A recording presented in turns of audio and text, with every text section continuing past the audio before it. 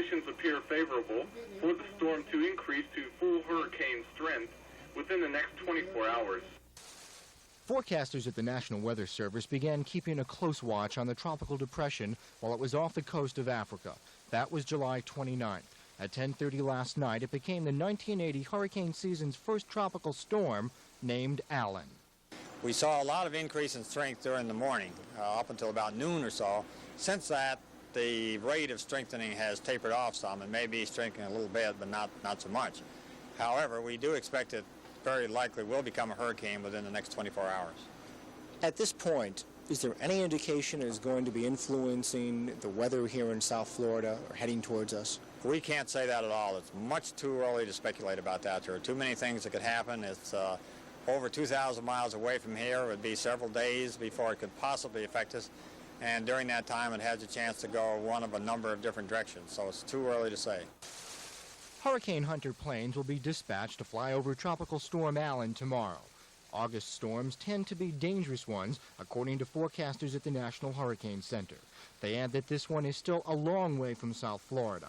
It may be 5 days or more before they can determine if Miami will feel any effect from the season's first tropical storm. Al Sunshine, Channel 4 News.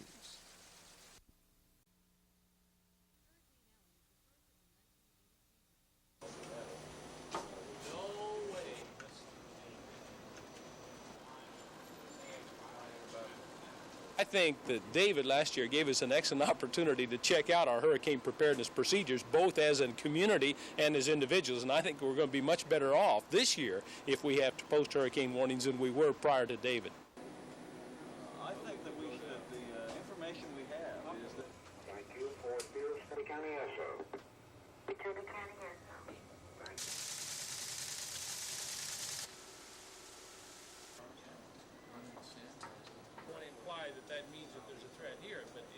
I don't think the people in Miami or Fort Lauderdale are deceived. I believe we know that the eye passed offshore. Now, maybe you get on north of Palm Beach where the eye did come across and it wasn't a major hurricane. People that took action there and then saw a minor storm may be deceived some, but I don't believe we're going to be deceived in this community. During the decade of the 70s, there were cooler ocean temperatures in the Caribbean and the Atlantic, so hurricane activity was light. But Dr. Frank stressed that Hurricane Allen is normal storm activity for this time of year. And while Allen poses no threat to South Florida at this time, residents should monitor the storm's progress carefully and review food supplies and evacuation routes just as a precaution. Beverly McFarland, Channel 4 News at the National Hurricane Center. 50 degrees. 15 nautical miles. Now, copy. Say again your longitude, over. Longitude 66 degrees.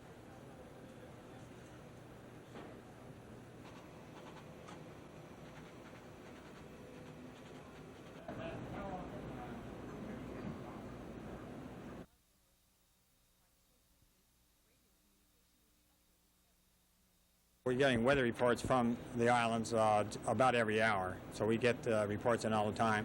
And then we communicate with certain of the islands from time to time by telephone. Puerto Rico at the present time is writing the public advisories that go out to the public. So advisories are coming out every 3 hours, so we get on the phone each time and agree on where the center is and what the intensity is and the direction and speed and movement and what areas are under warning and should be under warning and that kind of thing.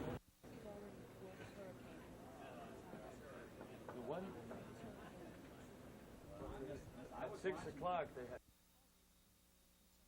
I just got through, for example, talking to Jamaica a while ago. The hurricane is still a long way from Jamaica, but it is moving in that general direction, so they are beginning to express concern about this hurricane now as it approaches.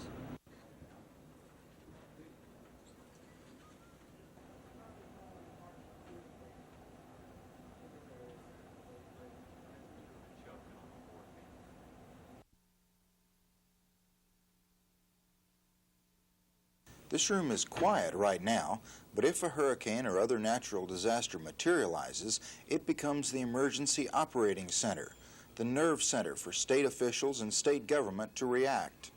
When put into operation, the EOC, as it's called, has the facilities to coordinate the state effort in emergencies.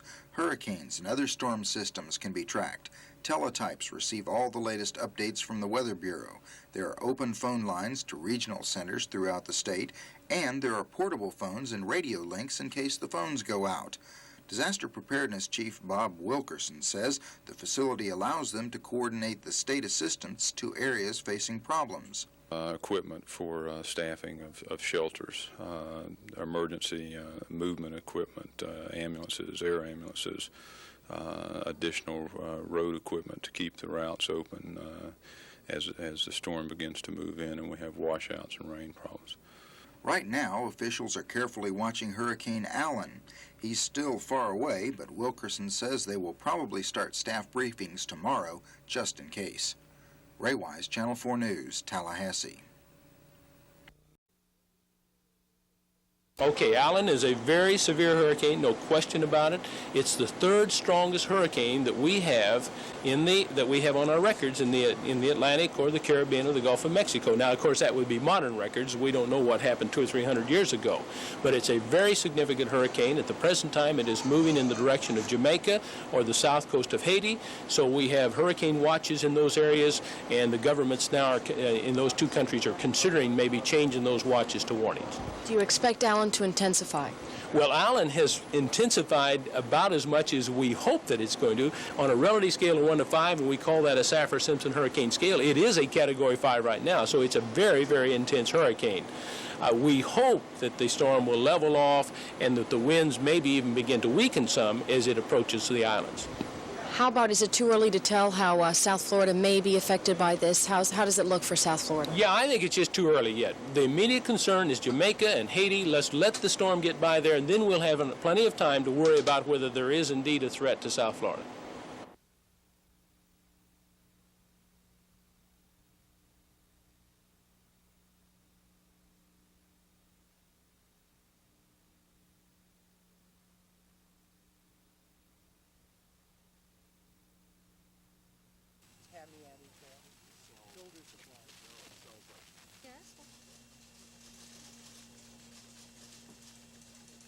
But we recommend that you don't plan any transportation back and forth across the causeway in the middle of a hurricane. That's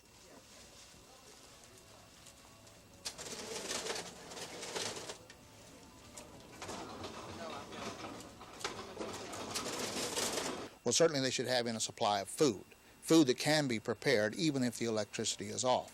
And I think that they should have some type of light. In other words, the lights might go off, so you need to supply light so you can see. Candles.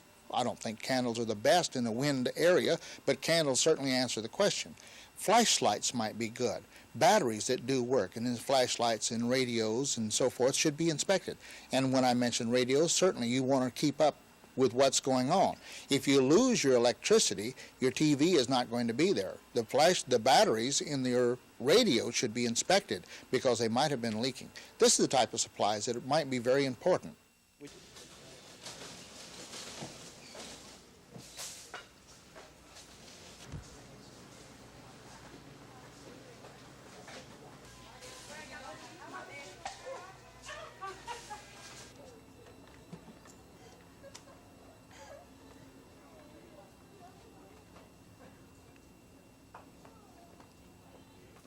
Almost all gone. In fact, the manager is taking the last few rolls there.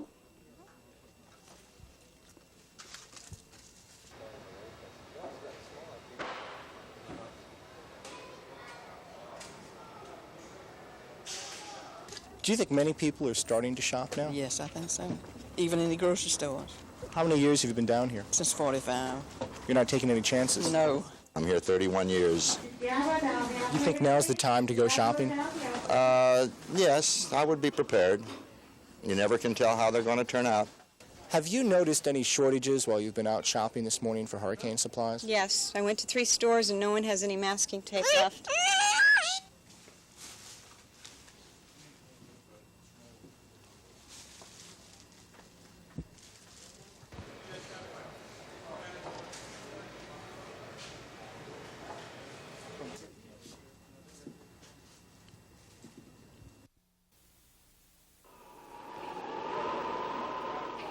In 1965, it was Betsy, winds as high as 136 miles per hour. In 1979, there was David, Highest winds clocked at 150 miles per hour. In South Florida, about half that speed. The fact is that neither the eastern Caribbean nor the Gold Coast of Florida has ever known a hurricane like Alan. Forecasters call it a Force 5 storm, one of the most intense hurricanes of the century. Describe in detail for me what kind of damage a hurricane of this force can do. Well, you only have to go back to the 1935 storm or the Camille case in Mississippi. Let's take the 1935 storm. 18-foot of storm surge washed over the Florida Keys, washed a railroad train right off its track, and some 500 people died. So the kinds of damage that you can get with this kind of a storm is just awesome. The following warnings have been issued. As amateur radio operators broadcast the latest hurricane bulletins to a network of emergency radio operators, the scientists of the National Hurricane Center chart Alan's course. They agree that on its present west-northwesterly path, it is not likely to hit the Florida Peninsula. Forecasters here are concerned about Jamaica. They say if the eye of Hurricane Alan passes along Jamaica's southern coast, it could cause the worst damage that island has seen in this century. The warning from the Hurricane Center at this point is simply hope for the best, but prepare for the worst. Jamaica is vulnerable for several reasons. Many of its buildings are not constructed to withstand winds the force of Alan's. Villages in what are now dry river valleys would be devastated by floods. In 1951, Hurricane Charlie, less than half the force of Alan, killed 150 people and caused considerable damage to the capital city of Kingston. Now Kingston is almost directly in Alan's path, and forecasters say the city should begin feeling the effects of the hurricane by late tonight. Joe Bergantino, Newswatch 10. One example is Olga Gibb, who left this afternoon on one of the last flights out of Miami. Because my mother is there and she's alone, so I'm going to make sure that everything is all right. I can't prevent a hurricane, but at least to be there to help her because she's like 60 years old and she's not well. As a matter of fact, she was the only passenger on the special Eastern Airlines Flight 3175. Eastern added it to help ease demand for seat space out of Kingston and Montego Bay. Airline officials say tourists, by and large, were the ones booking reservations. Air Jamaica, to help meet demand both into and out of the island, started using the larger DC-8s in place of its smaller 727s. Here again, those going to Jamaica spoke of business or family. My flight was already booked, so I just go. And my family's there, so I want to see what's going on. So you don't want to leave them there by themselves? No. Those returning said they saw little signs of panic or of a swamped airport, but Jamaicans were preparing. They seem very much concerned. A lot of people are standing in line trying to get kerosene and stuff like that. So, yeah, they're very much concerned. Is there a sense of panic or just urgency? No, I wouldn't say so. Everybody's going along very calm, and they're starting to board up. Broward officials are dusting off hurricane emergency plans to prepare the county for Hurricane Alan, should it threaten South Florida. Since last year, the Emergency Command Center has been equipped with an expanded telephone communication system, weather monitoring devices, and a warning system capable of instantly alerting 70 county officials. In the face of the possibility of Alan, we've recently, as yesterday, talked to the Sheriff's Department and revisited the evacuation procedures that will be taken along our coastline, the communications between the Sheriff and local municipal police departments, the establishment of control points. We've been talking to mass transit and the use of those buses for that purpose, as well as the Social Service Division, which will be handling the frail and elderly evacuation, asking the people if they need this kind of special care to let us know. So we'll be polishing up those procedures as well. The Red Cross, which operates the county's 25 shelters, is also making plans. Officials are mapping out the transportation and supply network and are brushing up on hurricane procedures. Shelter directors have been in training for several weeks, and now the Red Cross hopes to train volunteers. The volunteers that we're looking for primarily are people to handle supplies, transportation, and of course additional volunteers for our shelters. We are only one deep in our shelter personnel. We need additional backups for them. Bundy stressed that the Red Cross does not guarantee food, cots, medication, or personal items at the shelters, and he said that people who need special attention should make alternate plans, whether they are needed now or later on in the hurricane season. Many Broward residents are apparently gearing up to face the hurricane season at home. Several hardware stores reported increased sales. This store has already sold about 200 sheets of plywood, or about half of its stock, and it expects to sell all it can get. All rope and tree cutting materials have also been sold at this particular store, but masking tape is still available. Judging from the number of phone calls and the increased early sales of hurricane supplies, the owners say they believe that Broward residents have learned from last year's experience. The supplies, they add, can be used this week or any other time during the hurricane season. Bonnie Anderson, Newswatch 10, Hollywood. But attention at the Hurricane Center is now focused on Jamaica, which lies directly in Allen's path. And local authorities in Jamaica were in communication with the center to get the latest information. However, the fact that it's got up as far north as it has, I think it begins to make it look more likely that the center will not pass south of Jamaica, but it's more likely to pass to the north of Jamaica. As we've mentioned, Allen's jog north is expected to be temporary and is not an indication at this time that Allen is headed towards South Florida. No, we don't think that puts South Florida under any more danger. As we look at our flow patterns, which determine the track of the hurricane, we believe that the track back more toward the west-northwest will be resumed tomorrow, and it will still skirt along for the next 24 hours or so south of Cuba, and will not pose any immediate threat to this area. There is obvious loss of telephone lines, loss of electrical power, and a lot of trees down. But reports are... Bob Robinson was at the helm of his worldwide communications system when reports of the devastation started pouring in from St. Lucia, Haiti, and Jamaica. The word spelled out total destruction of crops, massive flooding, complete power outages, and death. At this point, the ham radio operators on the islands are the only ones who can keep in touch with the outside world. A lot of people without housing, a lot of houses are destroyed. We have the information regarding 11 people who died, 11 people killed. In response, relief groups in South Florida have already begun to do their part to assist the troubled areas. The Jamaican Freedom League is sponsoring a phone drive to collect food for the victims of Hurricane Allen. We're trying to get baby food and other food stuff to ship out as quickly as possible to them. The vice president of the organization says response has been good. Members have been collecting box loads of supplies all afternoon. They seem to have a severe problem in the rural areas.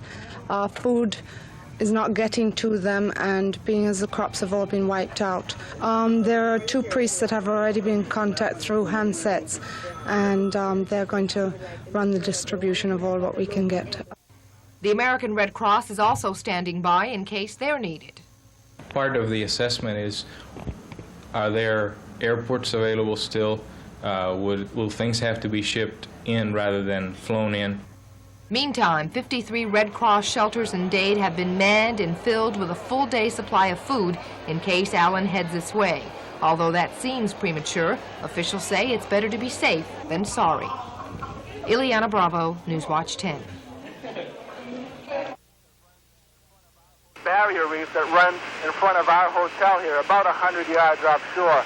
And from where I'm sitting right now, I estimate that we've got 30-foot waves breaking on that barrier reef. Wind is probably 40 to 50 miles an hour, getting wave action, coursing up the beach, breaking down the seawall that we have here, and it's about to come into some of the closest units that we have to the beach area. The conditions have gotten so bad within the last hour that we have just gotten everybody together and decided to leave. And now, how will you leave that area? What type of transportation do you have? We have a number of vans and automobiles at our disposal here that are part of the resort. They can easily transport the numbers of people back into Georgetown, about 25 miles from here. What type of feeling does this leave you with? Have you ever been through this type of experience before?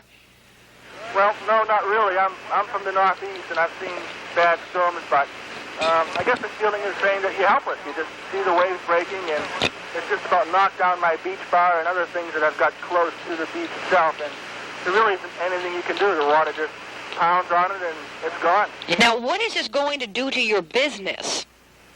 I have no business right now. Mm-hmm. It's gone. All of it?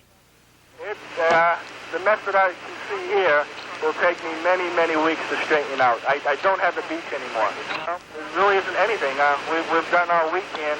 It's just you're fighting the height of the water coming up, and there's nothing you can do about that.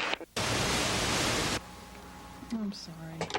Key West began feeling the long-distance effects of Hurricane Allen this afternoon. Bright skies and relatively calm seas took on stormier characteristics. Small craft were told to stay in port because seas were picking up. And at 6 o'clock, the 7 Mile and the Channel 5 bridges, the only access ways to the intercoastal waterway, were closed to boat traffic. 25 to 35-mile-an-hour winds bent trees, knocking loose branches to the ground. 2 city crews worked to secure electrical wires. Gale force winds and squalls are expected tonight. Local officials continued storm preparations today, coordinating transportation, social services, and the evacuation plan, including airlifting hospital patients. At the present time, we are reaching the critical point where we could only do a partial evacuation since the storm is within about 330 miles, barring any loss of speed. We would not have time to completely evacuate the Keys, so we would have to do a partial evacuation. If it regains Class 5 hurricane strength, then we would have major devastation. The Red Cross is preparing some 30 shelters in the Keys, capable of housing up to 8,000 people. But because none is higher than 12 feet in elevation, Hicks said several would have problems during a hurricane. Example, this is a map of Key West. This is how much would be above water if a Class 1 hurricane, a relatively minor one, were to hit Key West. And this is what would be exposed after a Class 2 hurricane. Allen is currently a Class 4.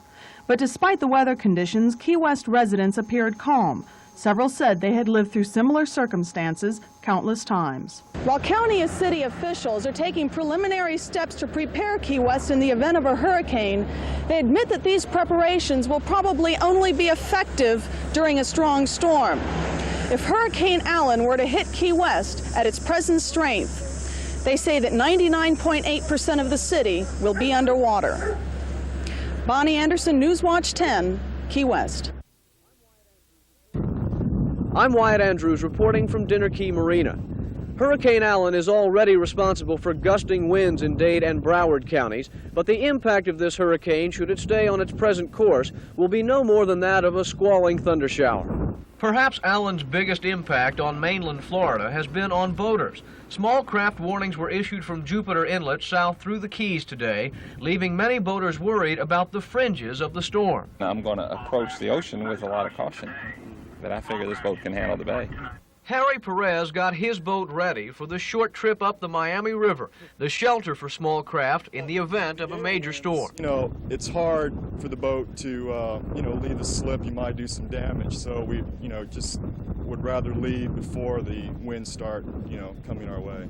Hurricane Center forecasters, meanwhile, said a very large, high-pressure system over the mid-Atlantic had helped steer Allen away from South Florida. We will be, Dade and Broward County will be in the northern fringe of this storm. Our winds have already picked up a little bit, may cloud over a little bit tonight, get some showers to come in off the water. Some of these showers may be accompanied by a little bit stronger winds, and that should be the worst of what we should feel here in the local area.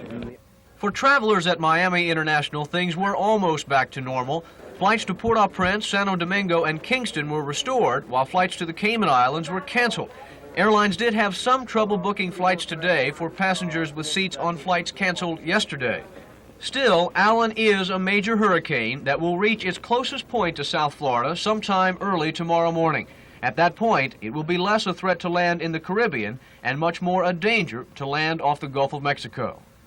Wyatt Andrews, Newswatch 10.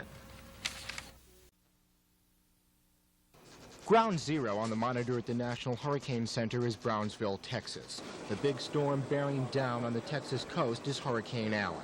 Forecasters say Allen is still a storm of historic proportion that will go down in the record books as the second worst hurricane so far this century. At 1:40, this message came in from a weather observer near Brownsville, Texas. Large breakers, never seen them before, blowing like hell, leaving town. I expect the damage out there is going to be very bad. Does the potential exist for great loss of life? Well, there is if people haven't responded effectively. Now, a second aspect about this I think that we need to be concerned about is that the building codes that we have give us some protection against winds, but not the kind of winds that we have in this storm. So we're going to see a lot of damage back in the inland areas around Brownsville just to the buildings because of the winds itself. Hurricane experts say it's unusual for such a bad storm to develop this time of year. The most dangerous ones historically come later in the season. As you go into the hurricane season, the heart of the hurricane season, you always have the potential of having some kind of a great storm spawn in September. If you look back through the past records, most of the major storms that have occurred in the Atlantic have occurred in the September period. We're approaching September. That's the heart of a hurricane season, and that's the time when we expect to have most of the storms and also the most intense storms. The names of the big storms are always retired by the National Weather Service. They've already decided not to use Alan again. It will always remain the name of 1980's first hurricane, the killer storm now churning through the Texas coast. Al Sunshine, Channel 4 News at the National Hurricane Center.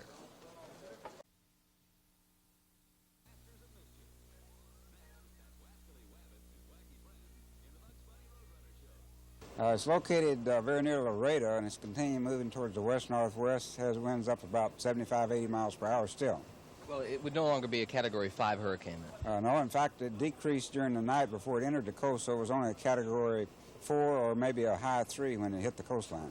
What happened to the hurricane that when it finally hit, it wasn't what you expected? Well, two things. One is it slowed down and part of the circulation over Mexico, plus the fact that the storm was losing its high-level support at that time. Where does it go from here? What do you anticipate? We think it will continue towards the west-northwest, up into southwest Texas and northern Mexico, with the main problem now is heavy rains and flooding. Well, what about the drought situation? Might it still help that situation in terms of a possible plus for the area? Oh, yeah, it helped the area of South Texas, which had had very little rain this year, is getting abundant rain. They may get too much rain, but North Texas, and unless this storm turns a more northward course, they're going to miss out on most of the rain. So they're probably in a more severe drought condition than South Texas.